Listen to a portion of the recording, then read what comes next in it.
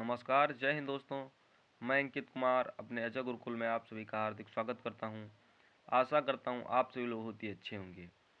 आज हम लोग जीके जीएस के 20वें प्रैक्टिस सेट में बहुत ही महत्वपूर्ण प्रश्नों को लेकर आए हैं, जो कि हमारे सभी कॉम्पिटिटिव एग्जाम के लिए बहुत ही महत्वपूर्ण है।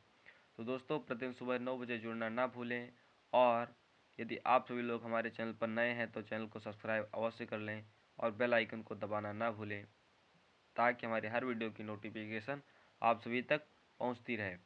दोस्तों, हमारी इस क्लास की पीडीएफ हमारे टेलीग्राम चैनल अजय गुरुकुल पर मिल जाएगी।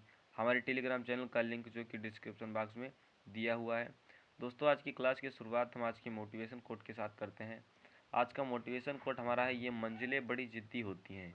ये मंजिलें बड़ी जिद्दी होती हैं, हासिल कहाँ नसीब से होती हैं, मगर वहाँ तूफान भी हार जाते हैं जहाँ कश्तियाँ अपनी जिद पर अड़ी होती हैं, जहाँ कश्तियाँ जिद पर अड़ी होती हैं। दोस्तों, इसी के साथ हम क्लास की शुरुआत करते हैं। देखते हैं पहला प्रश्न हमारा क्या दिया हुआ है। हमारा पहला प्रश्न दिया हुआ कर रहा है कि नीलम संजीव रेड्डी भारत के राष्ट्रपति थे। किस नंबर के राष्ट्रपति थे? 5वें राष्ट्रपति थे, या 7वें राष्ट्रपति थे, या 6वें राष्ट्रपति थे, या 8वें राष्ट्रपति थे? तो दोस्तों, इसका राइट आंसर हो जाएगा हमारा सी, नीलम संजीव रेड्डी जो है भारत के 6ठे राष्ट्रपति थे। कौन, किस नंबर के? 6ठे नंबर के जो है राष्ट्रपति थे। दोस्तों, इनका कार्यकाल जो था, इनका कार्यकाल हमारा 1977 से 1982 ईस्वी तक इनका कार्यकाल रहा। ये पहले गैर कांग्रेसी राष्ट्रपति थे। इनका कार्यकाल 1977 से 82 ईस्वी तक रहा। ये 6ठे नंबर के राष्ट्रपति थे। राष्ट्रपति हमारा आर्टिकल जो है 52 में भारत का एक राष्ट्रपति होगा। आर्टिकल 52 में भारत का एक राष्ट्रपति होगा। आर्टिकल 53 में राष्ट्रपति के पास जो है कार्यपालिका की शक्तियाँ होंगी। आर्टिकल हमारे 53 में। आर्टिकल 61 के अंतर्गत राष्ट्रपति पर जो है महाभियोग लगाया जा सकता है, और आर्टिकल 72 में जो है राष्ट्रपति जो है क्षमादान की शक्तियाँ आर्टिकल जो है 72 में राष्ट्रपति के पास क्षमादान की शक्ति होती है। ये आर्टिकल, हमारे चारों आर्टिकल बहुत ही महत्वपूर्ण हैं। और दोस्तों, आर्टिकल 51A में क्या होता है? आर्टिकल 51A में जो है ये हमारी होती है, ये हमारे मौलिक कर्तव्य आर्टिकल 51 में होते हैं, आर्टिकल 51 में। और दोस्तों, आर्टिकल 51 में केवल हमारा जो है इंटरनेशनल पीस होती है, अंतर्राष्ट्रीय शांति आर्टिकल 51 में होती है। तो दोस्तों, बढ़ते हैं अगले प्रश्न की ओर। अगला प्रश्न देखते हैं हमारा क्या है। अगला प्रश्न दिया कर, वह कौन सा सर्वोच्च पर्वत शिखर है जो कि पूरी तरह भारत में स्थित है? वह कौन सा पर्वत शिखर है जो कि पूरी तरफ से भारत में स्थित है? ऑप्शन ए में दिया कंचनजंगा, या नंदा देवी, या गॉड ऑस्टिन, या कामेट। तो दोस्तों, इसका राइट आंसर हो जाएगा हमारा ए, कंचनजंगा।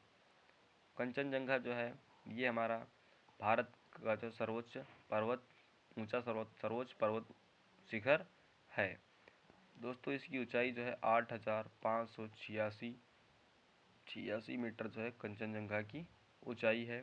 दोस्तों, अगर यदि पूछ लेता है कि भारत में सबसे ऊंचा पर्वत शिखर है, तो उसका राइट आंसर हो जाएगा हमारा गॉड ऑस्टिन। क्या हो जाएगा?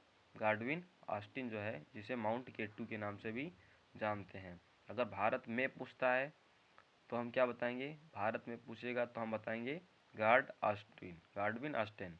और यदि भारत की पूछता है तो हम बताएंगे कंचनजंगा। इसकी ऊंचाई कितनी है? 8,586 मीटर है। और जो है विश्व की सबसे ऊंची पर्वत चोटी, उसका नाम क्या है?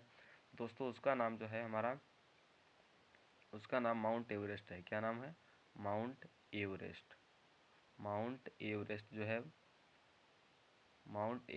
है विश्व की सबसे ऊंची चोटी माउंट एवरेस्ट है।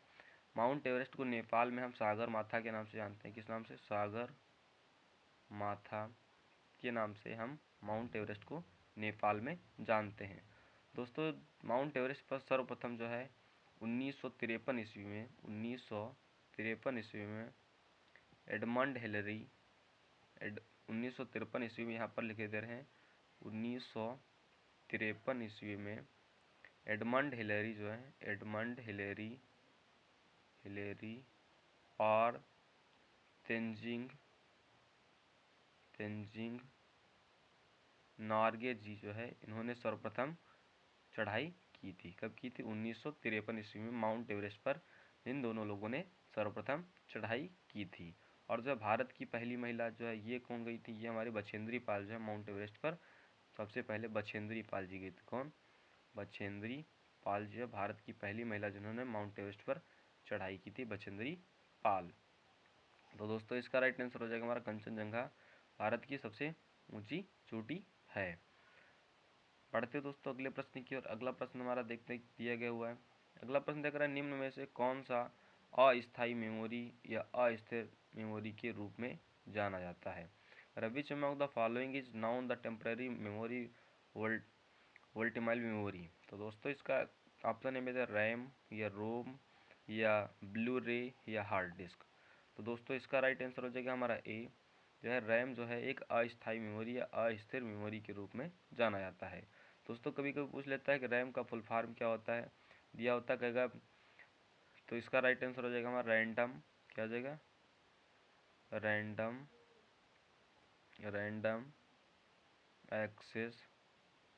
एक्सेस मेमोरी जो है ये हमारा रैम का फुल फॉर्म होता है रैंडम एक्सेस मेमोरी। तो दोस्तों इसका राइट आंसर हो जाएगा हमारा ए। बढ़ते दोस्तों यहाँ पर रीड ऑनली मेमोरी, इसका ROM का फुल फॉर्म होता है हमारा read READ read only memory जो ये फुल फॉर्म होता है हमारा ROM का। दोस्तों इसका राइट आंसर हो जाएगा हमारा ए। बढ़ते दोस्तों अगले प्रश्न की ओर। अगला प्रश्न हमारा दिया गया, पंचायती राज को पहली बार 2 अक्टूबर 1959 ईस्वी को जो है किस जिले में पेश किया गया था?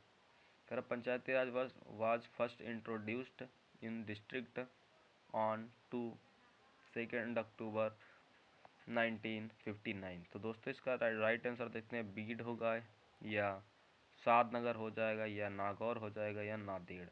तो दोस्तों इसका राइट आंसर हो जाएगा हमारा सी, 2 अक्टूबर 1959 ईस्वी को जो है नागौर राजस्थान में जो है पंचायती राज को नागौर राजस्थान में सर्वप्रथम इसको पेश किया गया था। कब पेश किया गया था? 2 अक्टूबर 1959 ईस्वी को नागौर राजस्थान में पंचायती राज को पहली बार पेश किया गया था। दोस्तों पंचायती राज को जो है संवैधानिक रूप से कब स्वीकार किया गया? तो दोस्तों ये हमारा हुआ था 73वां कॉन्स्टिट्यूशन अमेंडमेंट। कौन सा? 73वां संविधान संशोधन।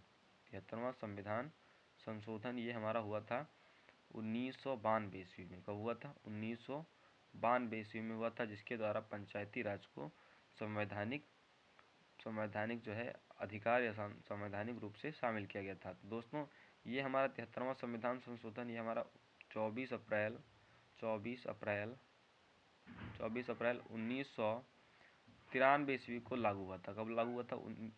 24 अप्रैल 1993 ईस्वी को ये लागू किया गया था। तो दोस्तों इसीलिए हम 24 अप्रैल को पंचायती राज दिवस के रूप में भी मनाते हैं। 24 अप्रैल को पंचायती राज दिवस के रूप में भी मनाते हैं। तो दोस्तों इसका राइट आंसर हो जाएगा हमारा सी। क्या हो जाएगा? राइट आंसर सी हो जाएगा, नागौर राजस्थान में सर्वप्रथम जो है पंचायती राज को पेश किया गया था। दोस्तों बढ़ते हैं अगले प्रश्न की ओर। अगला प्रश्न हमारा दिया गया हुआ है, कह रहा है कि gigabyte is equal to how many megabyte in binary? कह रहा है गीगाबाइट कितने मेगाबाइट में के बराबर होता है? कह रहा है 1 गीगाबाइट कितने मेगाबाइट बाइनरी के बराबर होता है?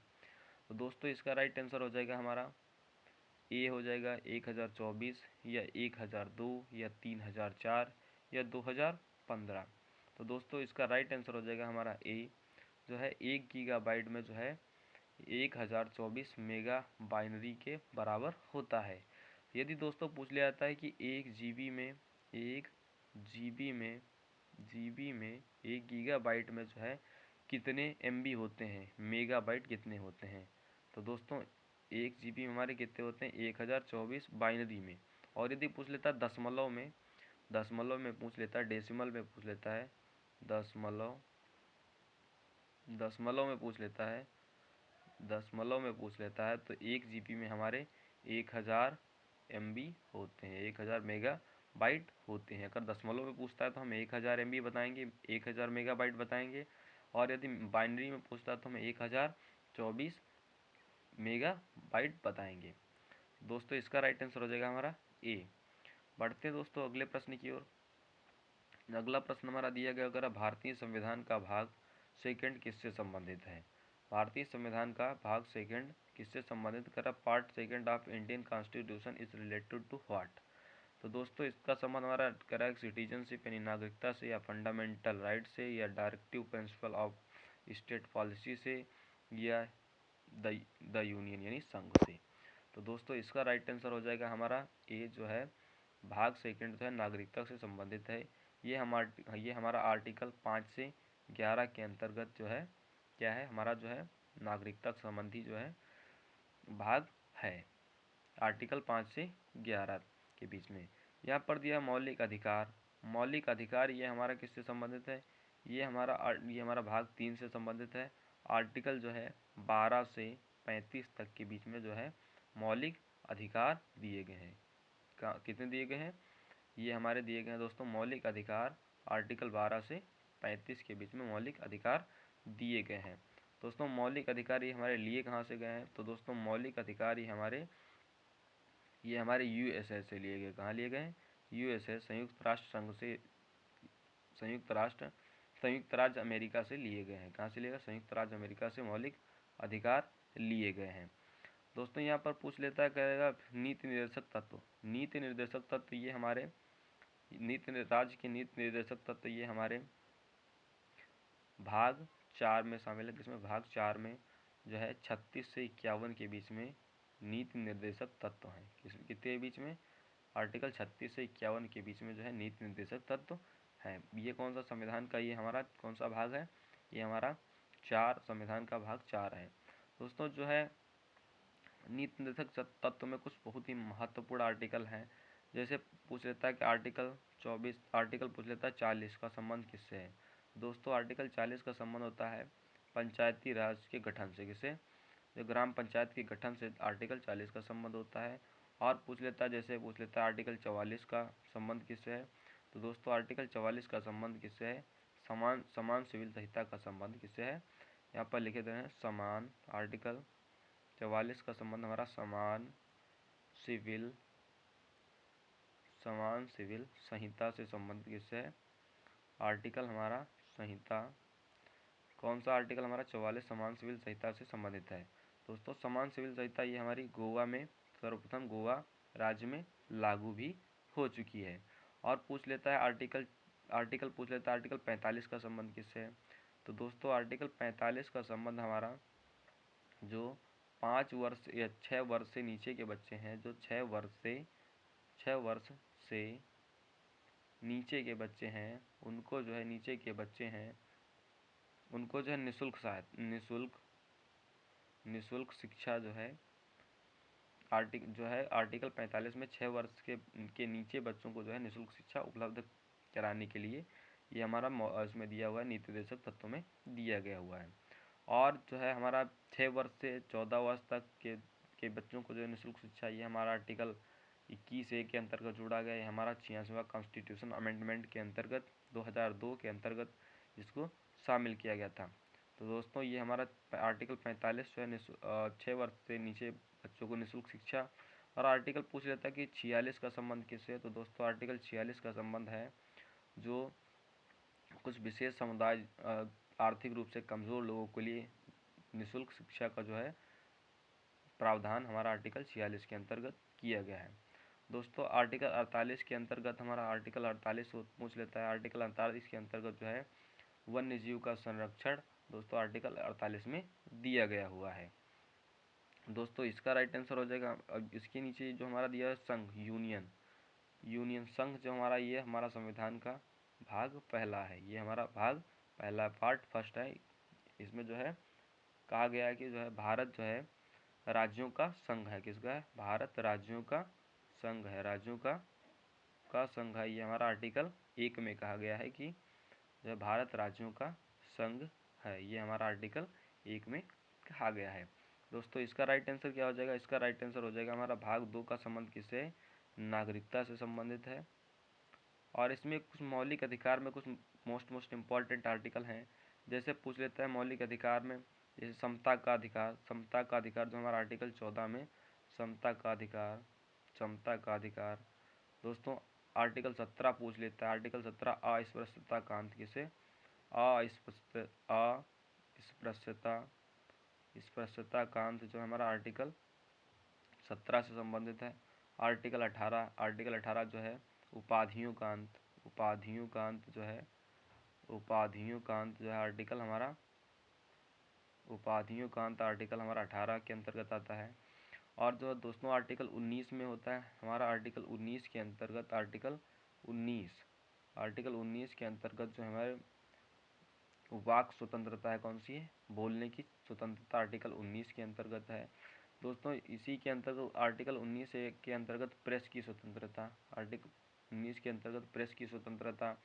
और आर्टिकल 19 के अंतर्गत ही जो है कि भारत के हर स्थान तक नेटवर्क की व्यवस्था है, हर ऑनलाइन इंटरनेट की व्यवस्था जो है आर्टिकल 19 के अंतर्गत ही व्यवस्था की गई है। दोस्तों आर्टिकल 19 में जैसे किसी व्यापार करने की किसी प्रकार का आर्टिकल 19 में ही दिया गया हुआ है, किसी भी प्रकार का व्यापार कर सकते हैं आप, कहीं भी कोई भी सभा सम्मेलन कर सकते हैं, बिना हथियार के ले जा सम्मेलन कर सकते हैं। और यही सब आर्टिकल 19 में दिए गए हैं। और आर्टिकल 21 में आप सभी को बताया अभी, आर्टिकल 21A के अंतर्गत, इसके अंतर्गत हमारा है आर्टिकल 21 के अंतर्गत बताया गया निःशुल्क शिक्षा जो है 6 वर्ष से 14 वर्ष तक के बच्चों को। और आर्टिकल हमारा पूछ लेता है आर्टिकल 25, तो धार्मिक स्वतंत्रता आर्टिकल 25 के अंतर्गत है।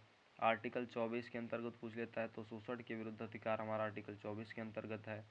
दोस्तों ये हमारे मोस्ट इम्पॉर्टेंट जो थे आर्टिकल, इसका राइट आंसर हो जाएगा हमारा ए। बढ़ते हैं दोस्तों अगले प्रश्न की ओर। अगला प्रश्न देखते हैं हमारा क्या है।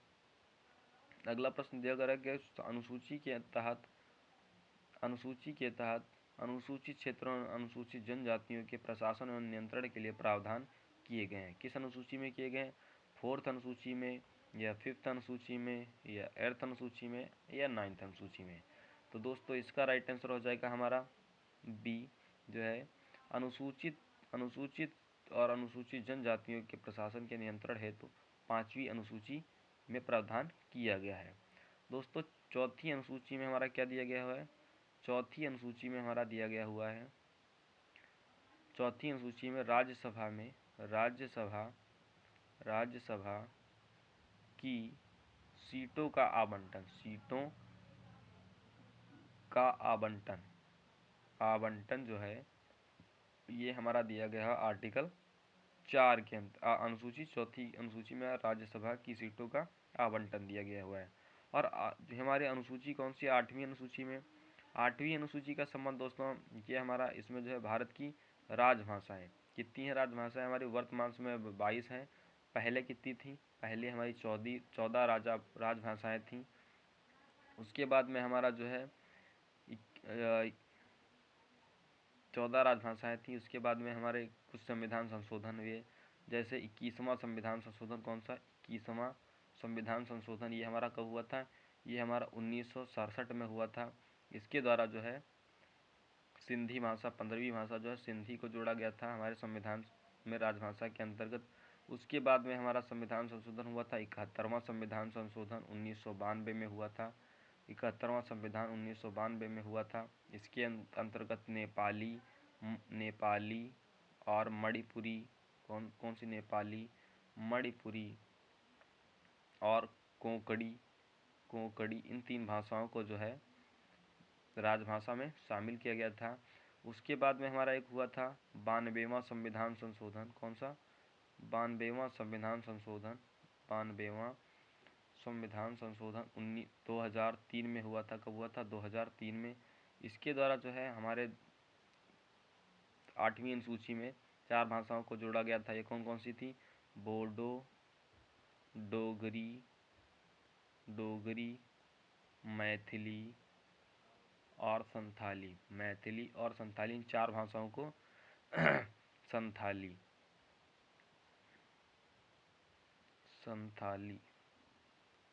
इन 4 भाषाओं को जोड़ा गया था।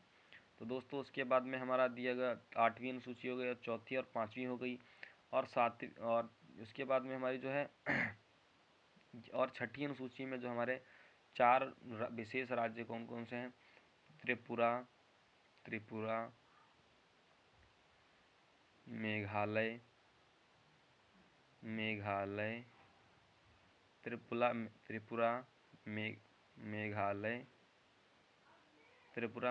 मिजोरम। ये जो हमारे तीन चार राज्य जो हमारे छठे अनुसूची के अंतर्गत विशेष राज्य दिए गए हुए हैं। तो दोस्तों इसका राइट आंसर हो जाएगा हमारा 5वीं अनुसूची के अंतर्गत जो है अनुसूची जनजाति एवं प्रशासन नियंत्रण के प्रावधान किए गए हैं। दोस्तों बढ़ते हैं अगले प्रश्न की ओर। अगला प्रश्न देखते हैं हमारा क्या है। अगला प्रश्न हमारा दिया गया, भारतीय संविधान के किस अनुच्छेद के तहत उपराष्ट्रपति का चुनाव होता है? तो दोस्तों उपराष्ट्रपति का चुनाव हमारा आर्टिकल 54 के अंतर्गत होता है, या आर्टिकल 63 के अंतर्गत होता है, या आर्टिकल 66 के अंतर्गत होता है, या आर्टिकल 74 के अंतर्गत होता है। तो दोस्तों राष्ट्रपति का चुनाव हमारा आर्टिकल 66 के अंतर्गत होता है। राइट आंसर हमारा सी हो जाएगा। और भारत का एक उपराष्ट्रपति होगा या वाइस प्रेसिडेंट होगा, ये हमारा आर्टिकल 63 में लिखा हुआ है कि भारत का एक जो है क्या होगा, उपराष्ट्रपति होगा। इसका राइट आंसर हमारा हो जाएगा सी। बढ़ते हैं दोस्तों अगले प्रश्न की ओर। अगला प्रश्न हमारा दिया गया, भारत में दुनिया की कुल आबादी का लगभग कितने परसेंट है? 12.5%, या 14%, या 15%, या 17%?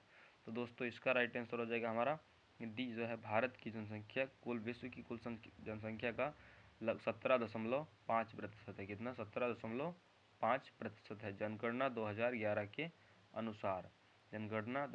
के अनुसार जो है भारत की जनसंख्या कितनी है? विश्व की जनसंख्या का 17.5% है। दोस्तों 2011 की जनगणना के अनुसार जो है जनगणना के मुख्य आयुक्त कौन थे?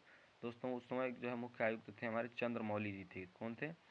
चंद्रमौली जी जो थे उस समय जनगणना आयुक्त थे।